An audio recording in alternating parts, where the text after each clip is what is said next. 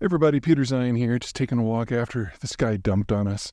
The big news today, it's February the 5th, is that overnight local time, Iranian-backed militants in Syria attacked another U.S. base. This is the first significant attack since those 3 American soldiers were killed early part of last week. And the United States launched a bunch of retaliatory strikes against Iranian-backed militias throughout the region. Anyway, this is the first significant action by them since, and again, it looks like a drone got through and hit the barracks again. This time, it wasn't American service people who were killed, but a half a dozen Kurds that U.S. Special Forces were training. Let me explain how we got into the Middle East and why it's difficult to get out, and then we'll put this into context. So, going back very roughly, 1,000 years.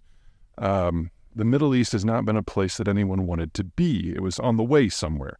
So you had your more advanced, somewhat, very loosely using this term, technocratic societies with a little higher value add in their economic systems in the West.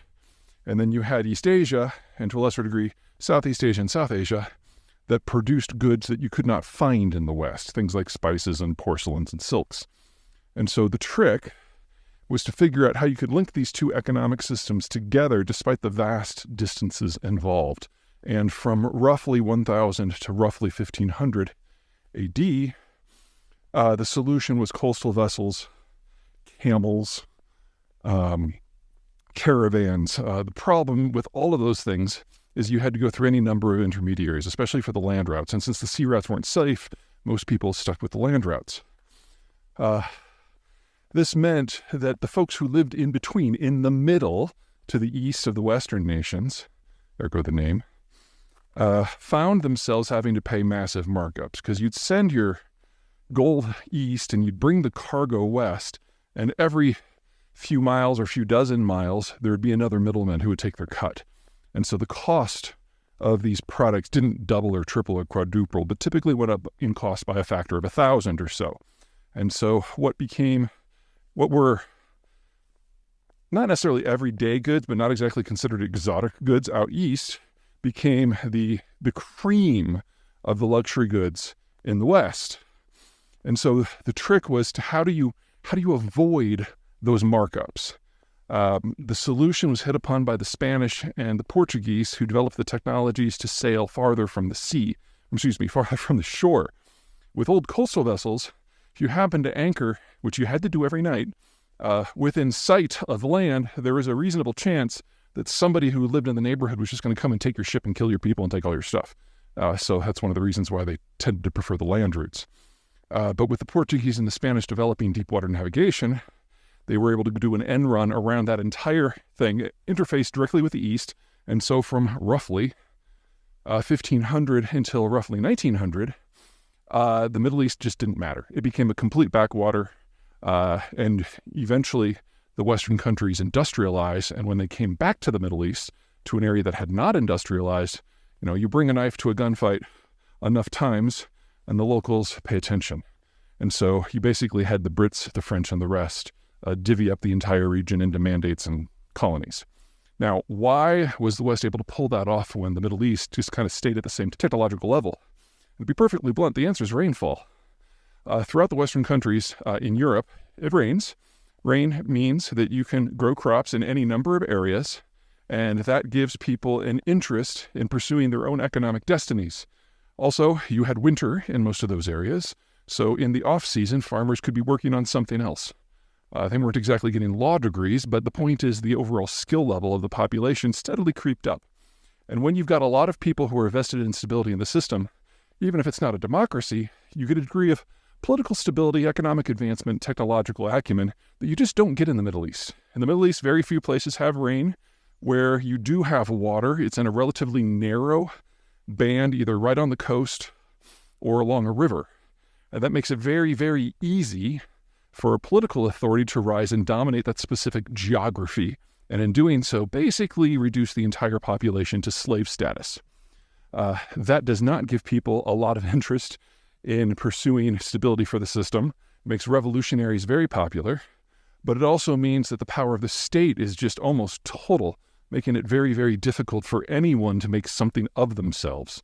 So you will get centers of learning throughout the Middle East who did absolutely preserve Western knowledge during the Dark Ages, but they never applied it themselves. They never disseminated it within their own cultures. They were basically just libraries maintained by monks. Oversimplification, 1,500 years of history, I recognize that. But you can't deny the economic trajectory of the Middle East versus the West. And then once the West cracked the code on industrial technologies and they started having gunpowder and cannon, and the Middle East was left behind, there was no contest at all. So now, today, the economies of the Middle East matter more to the world today than they have for most of the last half millennia, largely because of oil, because there is an asset those industrial economies need in order to function. Now, this isn't so much an American problem directly because North America is self-sufficient, well, not even self-sufficient in oil, it's a significant exporter of oil. And if the Middle East were to vanish tomorrow, we'd have some adjustments on things like crude quality, but within a couple of years, we'd be totally fine. However, the Europeans, significantly less so, specifically since the Russian crude is no longer part of their equation. Okay, now where does that bring us? Well, it means that anyone who goes into the Middle East after about 1950 is faced in a very different environment from what was faced from 1000 AD to 1500, when it was just a place you had to push through, or from 1500 until roughly 1950, when the West was industrialized but the Middle East wasn't. Now the Middle East is. And no one's going to say that a group like ISIS in Syria is like the pinnacle of human technology, but it's really easy for them to get explosives and AK-47s. So it's no longer a contest like we saw from 1900 to 1950 between an industrialized Western imperial system and a completely non-industrialized, almost tribal Middle Eastern system. You've got a different makeup now. Now, the governing systems of the Middle East themselves are also in play and very much in flux, because before 1950, you basically had a series of what could be best called fortress political systems, where by a dint of geography, maybe they had an oasis like Damascus, maybe they were surrounded by desert like Egypt, maybe they were a mountain fastness like Iran. It's a little difficult to get in and out, and some of these areas are a lot more difficult to conquer than others, Iran probably being at the top of that list. But you introduce industrial technologies to this area in the post-colonial, post-World War II environment, and all of a sudden, they're not just drilling for oil, they're building roads, they're buying military hardware, and it makes for a very different mix. You get this incredibly brittle, top-down, concentrated political system that is absolutely incapable of providing the people with a level of technological progress that is possible elsewhere in the world, because there's very little to work from aside from cash, from oil. And you apply that in a world where society is weak. And the result, you get lots and lots and lots and lots of militant groups. And if you want to back one versus the other or one versus government, that's fine. But even if you win and the militant group overthrows the government, well, then what? You've taken what little order exists in an area and it's turned into chaos. You get complete societal breakdown, as we've seen in places like Egypt and Iraq and Syria in recent years. So, enter the United States. In the aftermath of the 9/11 attacks, the Bush administration felt that the best way to fight al-Qaeda was to make sure that the countries that allowed al-Qaeda to function would go after it. So after the Afghan operation, we discovered that al-Qaeda scattered to the winds, and we found out that a lot of the recruits were coming from Syria, because that was how the Syrians got rid of their own dissidents. A lot of the troops, Taliban troops that were in Afghanistan, fled through Iran to parts unknown, because the Iranians were like, well, we hate these guys, but we don't want to deal with them, especially since they don't like the Americans very much. And then the Saudis, not necessarily the government itself, but a lot of elements within Saudi Arabia were part of the ideological and financial underpinning that made al-Qaeda possible. How do I know that? Because we allied with them back in the 80s to form the Mujahideen, which eventually became the Taliban. Anyway, so the U.S. is looking at this region, Syria, Saudi Arabia, and Iran. We're like, well, conquering any of them wouldn't be fun. Conquering all three at the same time to get after a militant group just doesn't seem like the right task. And so the solution that was struck upon was to knock over Iraq and occupy it with armored tank brigades, which is not the way you pacify a population. You want ground infantry for that. The idea is Tehran and Damascus and Riyadh, none of them thought the U.S. was going to do this. And so when it did it with tanks and left the tanks there, they're like, shit, there's nothing to stop the United States from turning on us. And while Iran was to a degree protected by its mountains and had a little bit more confidence it would be able to put up a good fight, the other two had no such confidence. And they knew that if the United States decided to come for them, that their regimes were done. Because there was no civil support. There was no technical competence. There was no cohesion. Well, it worked. And those three countries went after al-Qaeda for us. And are the primary reasons, the strategy is the primary reason, why al-Qaeda is, for all intents and purposes, no more. The problem is that we didn't declare victory and went home. We tried to make Iraq look like Wisconsin with the results that you can imagine, because again, there's nothing to build from in terms of society. We overthrew what stable order there was and replaced it with nothing. Now, fast forward to today. The W. Bush administration felt they had no choice but to go in. And, we can debate whether it worked out well or not. First phase of the plan, I think, worked. Second phase, Obama changed nothing, despite his rhetoric. Trump said he pulled out, but left troops in places like Syria to fight ISIS because no one in the U.S. political system wants to be blamed for being the guy who allowed that militant group to come back. But here's the problem. The countries in these areas are never going to have the foundation that's necessary to form a country in the way that Americans or Westerners in general, or even Asians, see it. And so if your goal is to prevent the creation or the operation or the resurgence of a specific type of militancy, you will be there forever. And that's one of the reasons why we called them the forever wars, because we found ourselves going to war with a military tactic as opposed to any specific group. And while most of our troops are out of the region now, what happened earlier today in Syria is the best that we can hope for unless the strategy changes.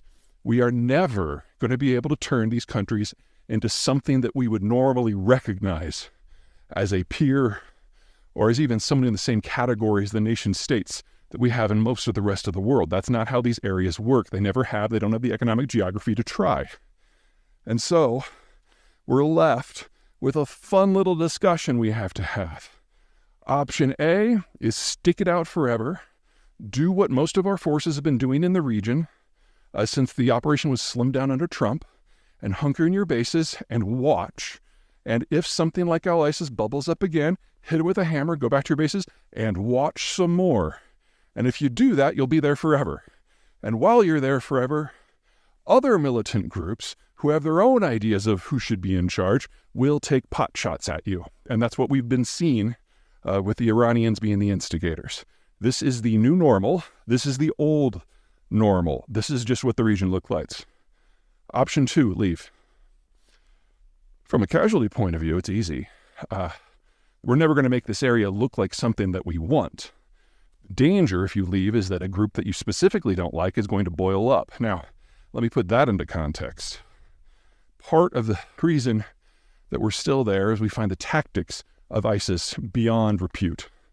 And we've seen that replicated in Hamas in the beginning of the Gaza war. We're not going to be able to defeat a tactic. But the fear is if we leave, more of these groups will boil up in a shorter period of time and eventually start not just attacking the locals, but our interests in the region as well. The problem with that theory is that it assumes that there's something better that can happen if we stick around. Something to keep in mind. This is an area of fortress cities. And historically speaking, when you don't have an external power like the United States in, those fortress cities start to enforce their own writ on the area. Now, we have enabled Baghdad to recover from the Saddam and the occupation areas, and it's doing a pretty good job of holding its own. What we're doing against groups like ISIS is basically taking some of the unknowns out of the equation for the other two major powers in this region, which are Damascus, Syria, and Turkey. If the United States were to vanish overnight, they would have to deal with these unknowns themselves. And we would have a much more aggressive effort from both countries to deal with groups like ISIS. That is more normal. And so we're actually in this weird situation where U.S. forces that are remaining in the region, even if they're just staying in their camps, have become the single greatest reason why the government in Damascus still exists. Because under normal circumstances, other regional powers would have moved in and smashed these groups that were patrolling out of existence. And that means the Turks get more involved, that means the Syrians get more involved, and that means the Israelis get more involved.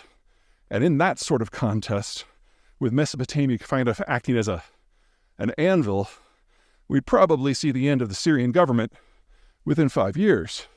Of course, it would be bloody and horrible, because this is a region that can barely grow food itself, and it uses a lot of those energy imports or exports to buy food that it imports. So the capacity here for an outright civilizational collapse is very, very real. And agreed, the presence of U.S. forces is one of the few things holding the darkness at bay. Now, whether that is considered an American national interest or not, talk amongst yourselves.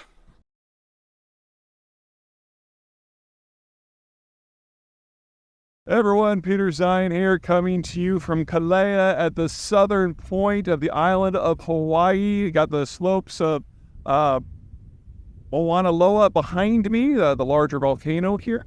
I am going to take something from our Ask Peter forum. We're going to put that link here at the end of the video, too, in case you were sending your own questions. And it's, am I worried about Ukraine in the light of what has become an American boycott on weapons supplies? And yes, I am.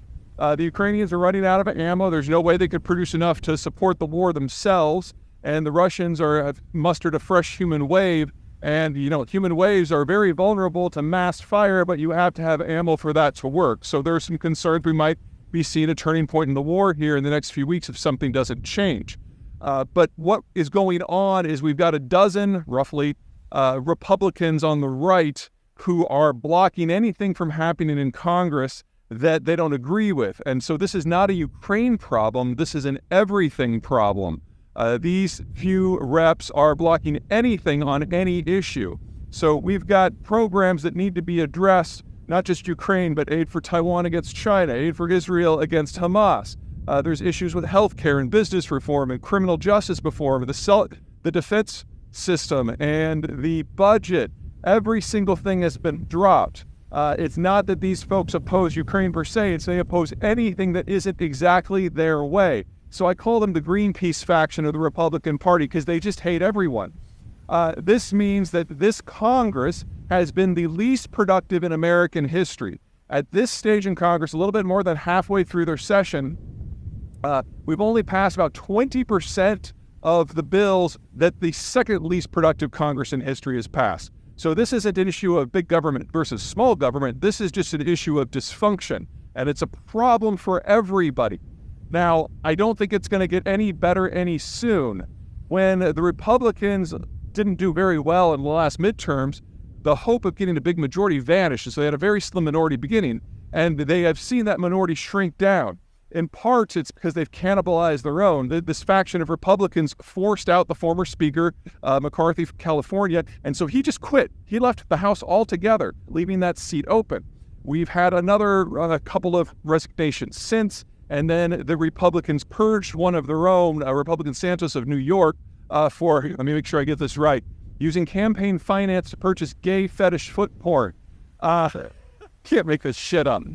Anywho, what it means is not just that the margin that the Republicans have in the majority has gotten smaller and smaller, it's worse than it sounds. Because to pass something in Congress, you don't need a majority of the votes, you need a majority of the seats. And so every empty seat kind of acts as a quasi-vote against the majority. So they only have the Republicans now only have a margin of 2.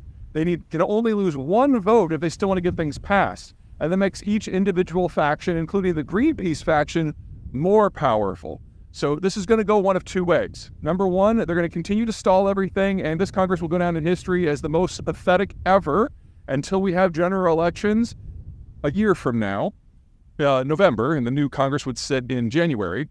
Or the bulk of the Republicans reach across the aisle and start cutting deals with centrist Democrats.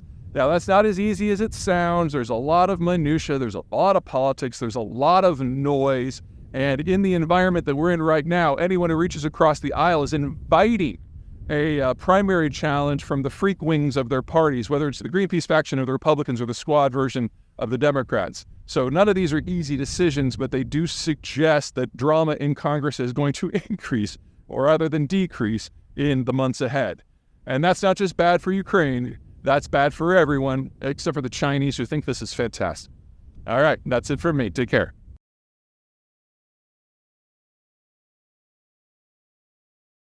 Hey everybody, Peter Zeihan here, coming to you from above the very active Kilauea volcano. That's the crater that cooked off last year.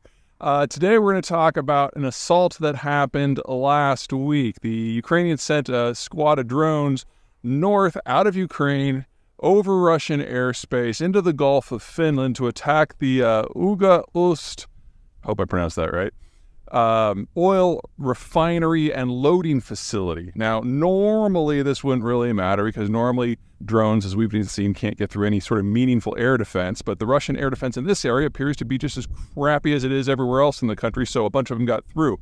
The other reason I wouldn't normally care about this is most refineries, everyone gets all ooh and ah, they expect Hollywood explosions when a bomb goes off in a refinery. You know, you gotta keep in mind scale here. Most refineries are over a square mile, and this one's no exception. There's a lot of standoff distance among the different facilities, so if something does blow, it doesn't blow up the whole thing. And crude oil at room temperature isn't even flammable. So the warheads that these bombs can carry, which are less than 100 pounds, probably with the models that were used, probably under 20 pounds, it's that you can't do damage, but you can't do real damage. But this is not just a refinery. This is also a loading facility. And in a refinery, once you've made your fuels being more flammable than raw crude, you then put them into a truck or a pipe and send it away. With a port facility, you put into a big, giant tank, and then a large vessel comes by and sucks off what it needs and goes on its merry way. And so the tanks themselves are the vulnerable points here. Now, judging from the size of the explosions and the fires that were started, the tanks were not hit. That's just something that you should have in the back of your mind when you're evaluating when somebody says a refiner or a certain piece of energy infrastructure was hit, so you know what to look for. What's interesting here, two things. Number one, it took the Russians more than 3 days to put out the fire, and they put it out the wrong way, using water in, the near Arctic winter, which caused a lot of water to freeze and then expand and wreck more infrastructure. Damage assessments are still underway. We don't know how bad it was, and had this been a normal attack, we would have known within 24 hours whether or not anything substantial had been done. But here we are nearly a week out, and we still really don't have any more but the vaguest ideas, and the facility is shut down. Now, there's a lot of reasons why this matters. Number one, while the Europeans have put sanctions on seaborne crude, seaborne oil product is in a loophole. So they were still taking stuff from this facility, and with its shutdown, all of a sudden, sanctions have gone up to a whole new level, and we're going to have a very good idea of how the Europeans can absorb or not this newest change. Quick add-on, the Ukrainian attack on Ust-Luga was on Sunday the 21st, and less than 72 hours later, the Russians were able to begin shipping out again. However, what is being shipped out is primarily, well, almost exclusively, oil and something called condensate, which is kind of a raw product somewhere between natural gas and oil. The actual refining complex remains completely offline. There's no naphtha, there's no fuel, there's no intermediate products that are coming out at all. And at present, the Russians are still completing their damage assessments, and at the pace they're going, we probably won't have any information on the level of damage until probably March. And then, with their very, very thin remaining skin of skilled labor, they can start talking about repairs. Second, this is the first significant Ukrainian attack against a significant economic asset of the Russian Federation, and at least on the surface, it looks like it was much more successful than they ever thought was possible. That means that the northern parts of the Baltic Sea and the Gulf of Finland are suddenly in a danger zone that is well within the Ukrainians' proven range of operation. Now, the Ukrainians and the Russians haven't really gone against civilian shipping right now, but I can't think of a better target than an oil loading and refining platform such as what we've got in Ust-Luga. Again, apologies for the national. We're just going to put the spelling right here so you can see what I'm having the trouble with. Okay. So this is the sort of thing we should now watch for in the future, because this is not the only facility of this type which is within the Ukrainians' reach. There are a number of facilities at Novorossiysk on the Black Sea and Tuapse on the Black Sea, and closer to St. Petersburg, also on the Gulf of Finland. And now that the Ukrainians have proven that a few things can slip through, you can bet that they're going to target all of them. And all told, if you look at all of the infrastructure combined, its combined export and throughput capacity is in the vicinity of 3.5 million barrels a day, which is about 3.5% of global output. So if you put a meaningful dent in the export infrastructure, it's impossible for the Russians to shunt this stuff somewhere else. There's nowhere else to go. And so it just backs up through the system. There's also one other thing to look at. The fact that the damage control crews proved to be so incompetent is something that we're starting to see at the edges, as the Russian economic system phrase. The Soviet educational system collapsed back in 1986, which means that the youngest people who are worthy of terms like engineer turned 64 this year. And so when I think of fire suppression, I think of something that normally I could not just pick up the hose and go do it. You want someone with specialized training. And especially if you're talking about petroleum, natural gas, or refined product fires, you definitely want someone who has some idea what they're doing. Russia's running out of those people. It's not just that 1 million people have fled the country and 500,000 have been drafted and committed to the war or been killed. They don't have much of a skilled labor pool left, and what they do have is being dedicated to the war itself, air defense in the vicinity of the war, or the military-industrial complex to keep the war going. So we're seeing some very serious frays with the system. This is not the sort of thing that they should have gotten wrong. That fire should have been put out very quickly with things like foam, and it wasn't. And that suggests the Russians' ability to maintain their overall system is starting to feel the strain of all of this, and they don't have a backup plan. There isn't enough labor in the country to redirect from somewhere else, especially skilled labor. All right. That's it for me. Take care.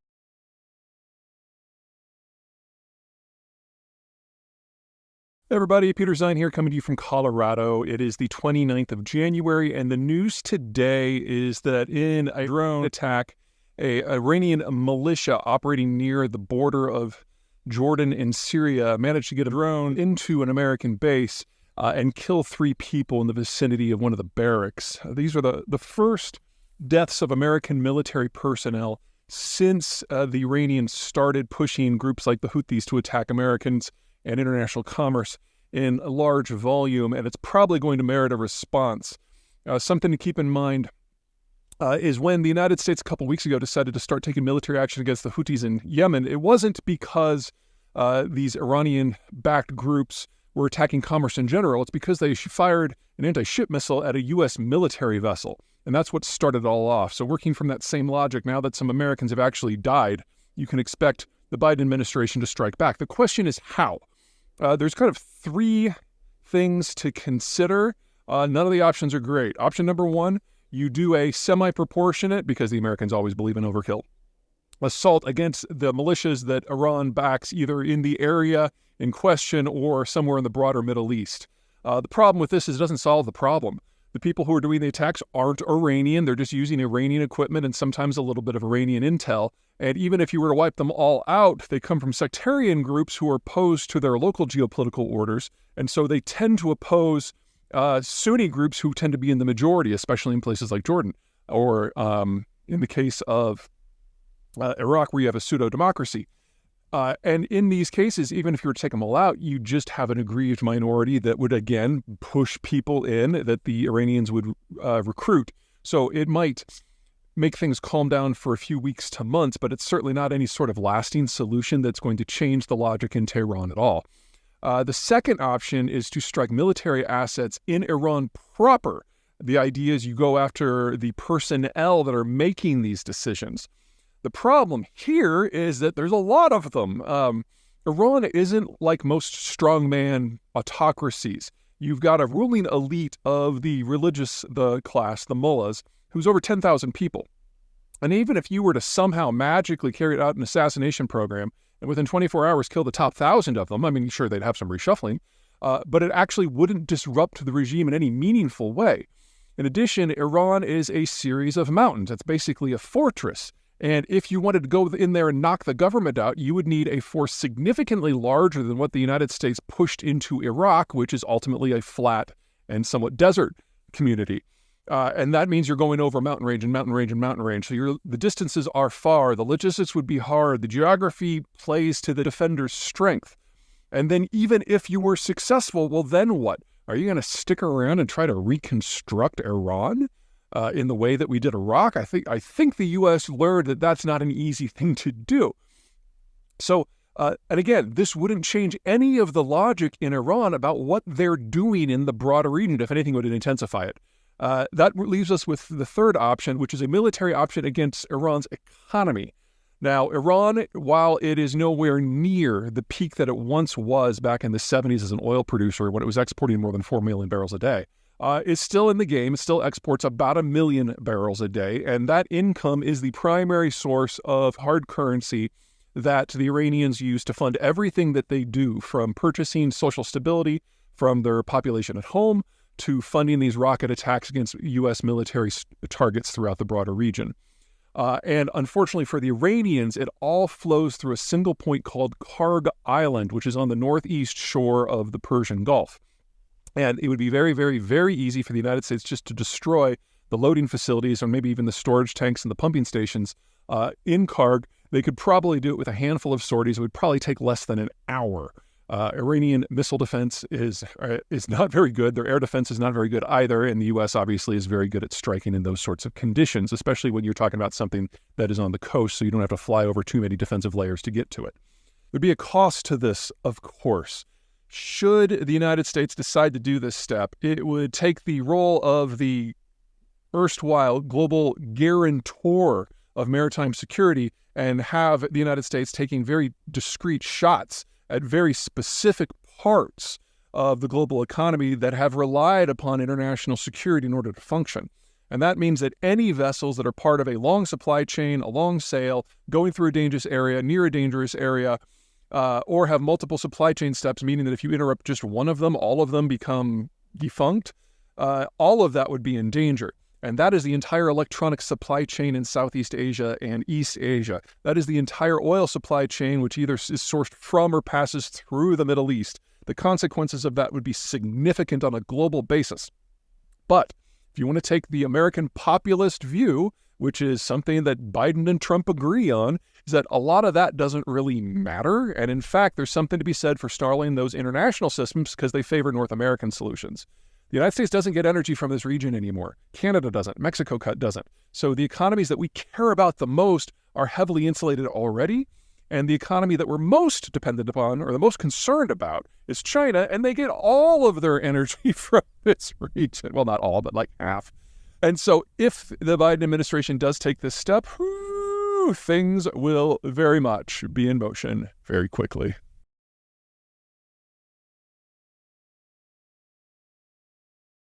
Hey everybody, Peter Zeihan coming to you from Colorado, where we're about to get another 6 inches of snow. A lot of you have written in about the Biden administration's decision to put an operational pause pending further review on liquefied natural gas exports. There are a lot of people talking a lot of things on all sides. On the energy industry side, they're saying that this is a breach of proper protocol, and it's going to really inhibit future investments across the sector. And on the environmentalist side, they're talking about how this is the end of that sector altogether, and they're dancing and singing Kumbaya. Everybody's wrong. Let me kind of lay out what this stuff is. So natural gas is normally transported by pipe because it's difficult to move, it's difficult to store, it's difficult to produce. And so you'll have a pipe network like in North America that is separate from the pipe network in Europe, which is separate from the pipe network in China. Those are the three big ones. You got some smaller ones around the world. They don't connect, or they can't connect. And so if you want to link these together, what you need to do is have a facility on a coast that will chill the stuff down to something like negative 300 degrees or so. And then it's a liquid, and then you put it into a specially designed tanker that can handle these cryogenic fluids. And then you transport it across the ocean to another facility where it unloads and is regasified and then put into the new system. Now, we've been doing this for a few decades, but it's only in the last 15 years that it's really started to become big. And the primary reason for that is the environmental movement, because natural gas, if it's properly burned in an appropriate facility, a combined cycle natural gas plant, generates about half of the CO2 emissions of, say, a coal plant. Also, you can spin up a natural gas facility in just a few minutes, as opposed to a coal facility, which can take hours to even days. And so if you want to pair it with, say, wind and solar, it's the perfect complement fuel, because when the sun goes down or when the wind stops, you can just turn this thing on. And so if you want to get the full capacity from your wind and your solars, you really have to have a conventional system that's dispatchable like natural gas. Now, the United States currently has enough capacity, nameplate capacity, to chill and ship about 13 billion cubic feet of this stuff per day, which makes it the largest exporter in the world already. And under construction are facilities that would allow another 12 BCF per day, which, if you remove the United States' existing capacity from that, that's again the world's largest. And then there's already been stuff permitted for another 16 billion cubic feet per day. So, you add those three together and, where we are right now, that's enough to supply all of Japan. If we bring all of these online, that's almost enough to supply all of Europe. And the Biden freeze doesn't touch any of that. It is a pause of the review process for new facilities. Now, if the United States were to bring these all online, so 13 today, 12 in a few years, and down the road, maybe another 16, you're talking, 40? Yeah, it's more than 40 BCF. And that would be roughly 1/4 to 1/3 of total U.S. consumption of natural gas. If we did get the number that high, we'd have a lot more price linkage between the U.S. market and everywhere else. Remember, natural gas is pretty much sequestered, and LNG has traditionally just kind of played at the margins. But if we had this kind of volume, then Americans would start to be exposed to global natural gas prices. If that were to happen, instead of this $2 to $5 range that we've kind of become used to and is probably going to be our norm for the next few decades, we'd probably see prices regularly going above 15 or 20 as we have international price shocks because of things like, the Ukraine war, or something blowing up in the Middle East. When you only have about 10% exposure, or in our cases a little bit, 10%? Yeah, we got about 10% exposure. The price swings are very muted. And so back in 2021, when the Ukraine war was hot and heavy and we thought we were going to lose all the Russian gas at the same time, the Europeans were dealing with natural gas prices that were well over 70 for a few months, and it was pretty ugly for their industrial stuff. Anyway, let's talk about what people are talking about with this. On the industry side, the idea that we're going to build out past 40 is kind of a stretch anyway, so the oil companies are just whinging because someone's telling them that they can't do anything right now.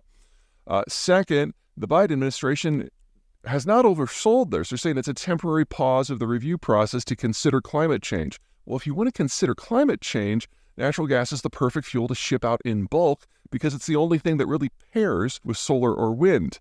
You're not going to do this with coal. That would be silly. And batteries sound great until you realize the industrial process that's required to build them at scale is never going to make them more than a niche use in specific areas. I'm not saying there's no use for them there, but natural gas is so much easier. It's so much cheaper. And by most measures, it's actually a lot cleaner too. So you're only going to put batteries in places like Phoenix maybe, where the solar intensity can be really, really high, and they just need to save some, for nights. And then on the environmental side, the celebrations, number one, this is not forever. It's a temporary pause of the review process, which the Biden administration can reverse with a stroke of a pen, or any additional leader could, for reasons environmental, economic, or strategic. Remember that a lot of the stuff that's getting shipped out right now is going to Europe in order to allow the Europeans an option other than sucking down Russian gas. So, this is kind of important from that front too. So everyone's kind of making a really big deal out of it, but I think the thing that is most hilarious is that the Biden administration has found a way, again, to satisfy the environmental activists without actually changing the system. This is very similar to what he did when he came into the presidency and he put a moratorium on fracking on federal lands, and everyone was all wailing and gnashing their teeth on one side and screaming bloody delight on the other side. Well, people forget that 99% of all shale operations are on private land, and that is regulated by the states. So it was less than 1% of wells that were affected at all. But it made the environmentalists happy, and it pissed off the energy industry, but it didn't really change anything at all. And Biden is never going to be the preferred candidate of the energy industry, and he was able to placate some of his more hardcore supporters. He's now done that again.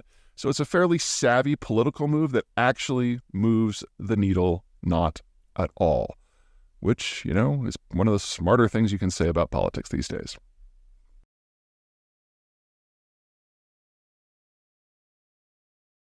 Good morning from a frigid Colorado. It's a balmy 0 degrees this morning, and today I'm going to tell you a tale of 3 companies and the state of the semiconductor industry from a technological and production point of view. Now, if you go back to the world before 2017, the technology of the day was something called deep ultraviolet, which was basically a way of producing microchips. And Intel, the American technological giant, was the world leader by pretty much any measure.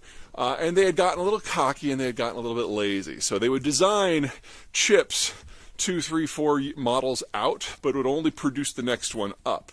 Because they were so far ahead of everybody else, they didn't feel the need to jump steps. So they would use DUV, and they would make a chip that was marginally better than the one before. And then at the end of the year, no one had caught up, so they'd do it again and again and again. And they did this for like 15 years. I mean, they're very good at what they do, but they could have pushed the technological envelope a lot more had they chosen to.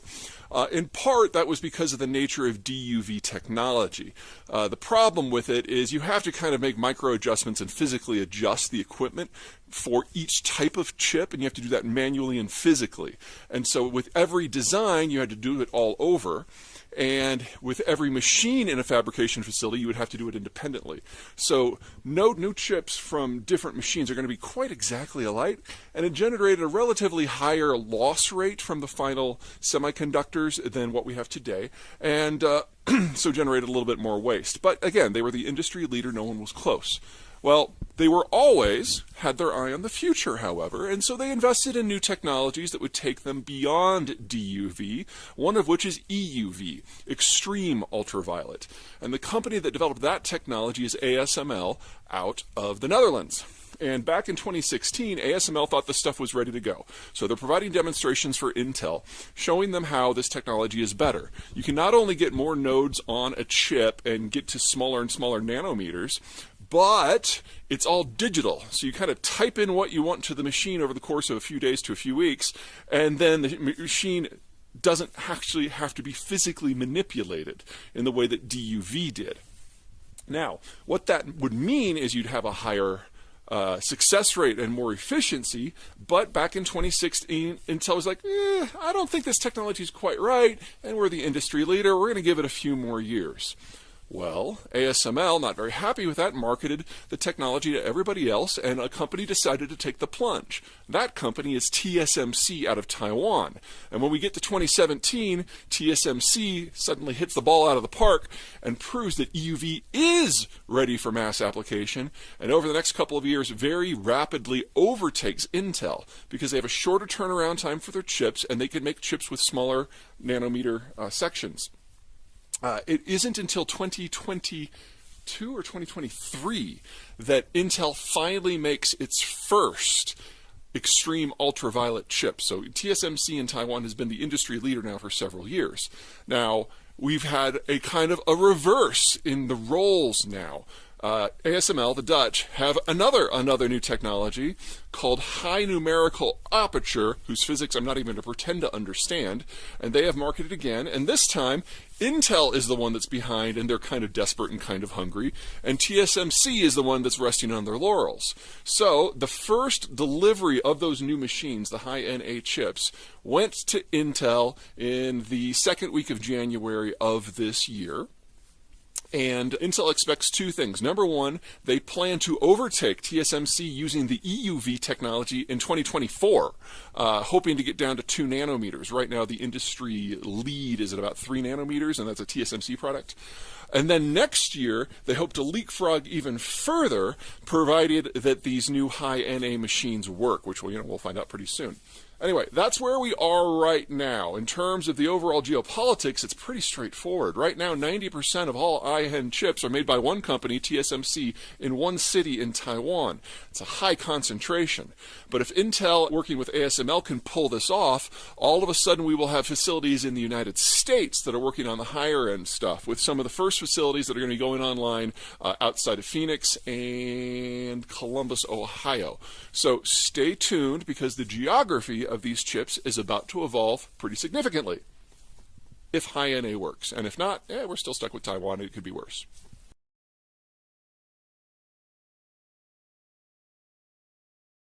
Everyone, Peter Zeihan here, coming to you from Doubtful Sound. And in this next in our series of regional geopolitics in a post-American world, I want to talk about Northern Europe, specifically the Scandinavian region.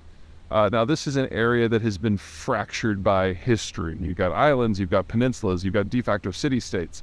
But while they have been powerful in the past, they've kind of been sleeping for the last 300 years. And during the Cold War and the post-Cold War era, it's been fractured into a number of different governments. But I think the best way to think about this is not so much a collection of countries, but a family of Vikings who are getting to know each other again.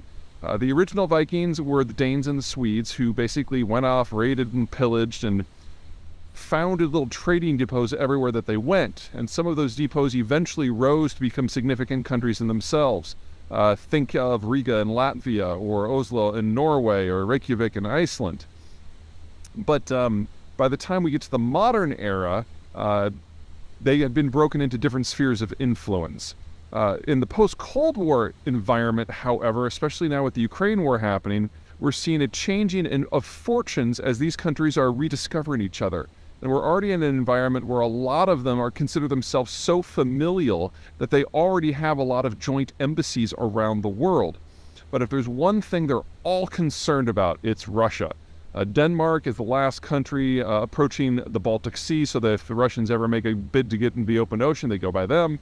The Norwegians control the northern coastline, so they know the North Point is something they're responsible for. Estonia, Latvia, and Lithuania used to be Russian colonies under the Soviet period, and Sweden is a mid-sized power that was ultimately smashed by Russian power 3 centuries ago, and only recently has kind of emerged, whereas Finland was both a Swedish territory and a Russian territory, based on which time frame you're looking at, and only really became independent in a traditional sense in the last decade or so, as it's broken away from its Finlandization programs, which were basically a way that the Soviets used to crush Finns' strategic autonomy. What we're seeing now is this whole cluster of countries coming back together, all on the same side of the same geopolitical orientation, no longer fractured by other powers, with Sweden absolutely being the center weight of all of it. It's probably best to think of most of these countries not so much as countries, but as cities that just happen to own another swath of territory. So in the case of, say, Riga or Copenhagen or Oslo, over half, in fact, almost 3/4 of the population is in that one city, and the rest of the territory just kind of hangs on. Sweden is the exception. I mean, yes, Stockholm is by far the largest, but it actually has a populated zone in the south that is agricultural. There are a number of cities going up and down the Baltic Sea coast. And so it is arguably as powerful, if not more powerful, than all of the others put together. And now that Sweden is emerging from its traditional neutrality and starting to write its own security policies, it is going to be a major force to be reckoned with. A couple things about this region to keep in mind. Number one, it is very, very naval. Because of the Baltic Sea, because of the Gulf of Bothnia, this is a zone that if they're going to survive, they have to do so in the context of having a powerful navy to keep potential rivals at bay. And that means, number two, it's actually fairly easy for them to partner with other powers from out of region, assuming for the moment that those other powers are also naval. Because if they were to partner with, say, the French or the Germans, who are primarily land powers, these countries would see themselves overwhelmed. They're just not big enough. Sweden doesn't even have 10 million people versus, say, France is roughly 60. The whole region put together can't add up to a France, much less a Germany. But if you bring in the United Kingdom, you've got a very different sort of power dynamic. In the United Kingdom, like the Swedes, like the Danes, like the Estonians, really doesn't want to see a single large mega power emerge in the Eurasian or the European space, because that would be a threat to their naval independence. And so the Brits have always gotten along spectacularly with all of the Scandinavians, and now that the Swedes and the Finns are ditching neutrality, the partnership between London and these places is very strong. To a lesser degree, the United States is in the same place. Now, the United States overall is looking to slim down its security commitments moving forward, but it doesn't take a lot of cooperation between the Americans and, say, the Finns and the Swedes and the Norwegians in order to achieve some outside outcomes, because all of the Scandinavians just want to maintain independence, which means they're always going to be to a degree hostile to anything that happens in Moscow and to a lesser degree continental Europe. That means for a very small price, the United States can really achieve some outsized outcomes working through some very capable partners. So we should start to think of the relationship between the Americans and the Baltics and the Norwegians and the Scandinavians, however you want to define the cluster, as very similar to the American relationship with Australia. A powerful, creative ally that punches above its weight, that's going to do its own thing for its own reason, but which dovetails with American power moving forward. All right, that's it from me. Catch you guys next time.